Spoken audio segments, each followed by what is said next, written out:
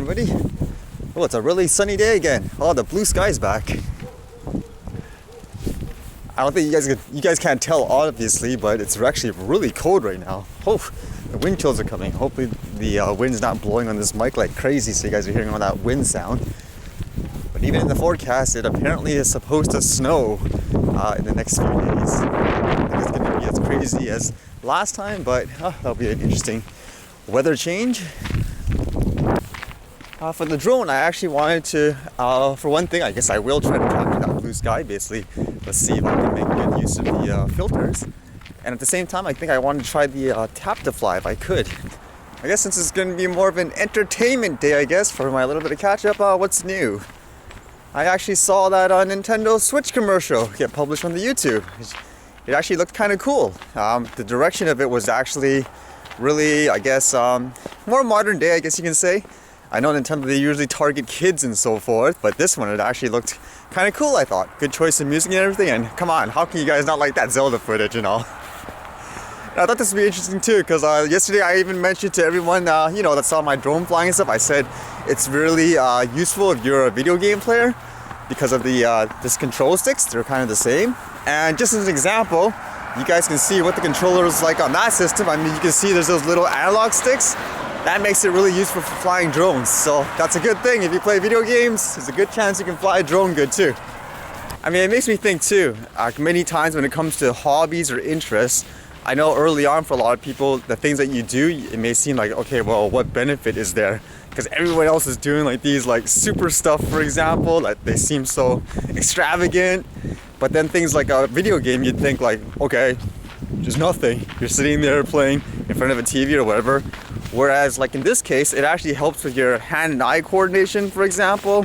It became useful for the drones because you can gauge like your sensitivity using like the sticks. So never underestimate, I guess, your hobbies and interests. You just never know when those skills can become useful. Actually, speaking of video games and all, it's actually one of those funny topics still, like socially anyways. Because I find anyways, it's still not socially acceptable, I guess you can say. And I guess the funny thing with the Pokémon Go, people are always wondering, why is it so popular? Why do people play it? I guess the theory is a lot of people grew up playing, Pokemon or watching the cartoon and stuff like that. So of course it's going to be popular. But I actually personally think it has more to do with the fact that a lot of people that play video games, they're often shunned at. Like if you play it, you must be, a loser or something like that, or you're not like, well off. Although to me, like from what I've seen, most people play games nowadays in one form or another. So when they play it with their mobile phone, at first you don't know, like, okay, it doesn't look like a game system. So people actually see another person like, oh, you're playing it too. Oh, you're playing it too. So it's almost like a sigh of relief for a lot of people, I think. They're like, okay, I can be myself now. I don't have to like fake that I don't play video games. It's one of those funny topics, actually. Oh, look, someone's doing some push-ups here out in the park in the cold too. Gotta train every day. Train a little every day. That's all you need to do. Usually my strategy, just for playing the game, like for the evolving and stuff that I want to max the experience, is to basically put every Pokemon in a favorite list and basically just start evolving that way. And at the same time, start clicking on the Pokemon Go Plus. So I'm basically maximizing my experience. Because while I'm doing that too, the eggs are hatching when I'm walking, and then boom, you get like a bunch of experience. And I guess you guys will see it at the end when I show you what hatching the eggs and all that. Alright, I just finished the 30-minute evolving spree, so let's see what we got from the eggs.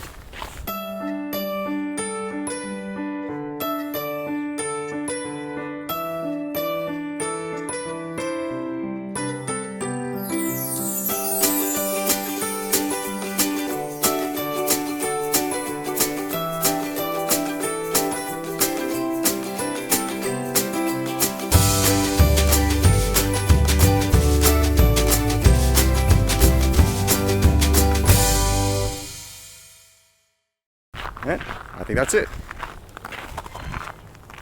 107,000 experience too. Not too bad. 2 Snorlaxes, a Dratini, and I'm actually at my location right now. So let's try doing some drone stuff.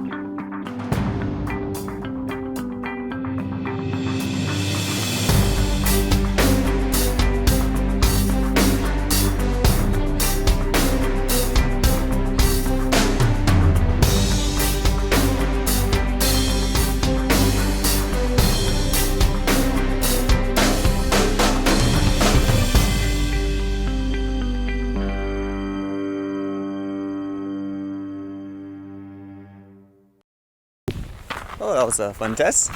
There was actually a pair of ladies that were walking their dogs, and as usual, they were fascinated by the drone, and they're like, "Where is it? Where is it?" But it's really bright, and I was like, "Hey, I can follow your dog if you want." And they're like, "Sure, why not?" I actually tested the tap to fly as well, and I guess you guys can see how stable it is and so forth. It was actually really windy. I was getting a warning of high wind velocity and stuff, so I don't know if you guys can tell. I guess the only negative for the tap to fly, I don't know if you noticed, but towards the end, when it stops, like its finishing point, it actually stops abruptly and everything shakes. So basically, from what I've tested so far, it doesn't seem that ideal if you want like the cinematic shot.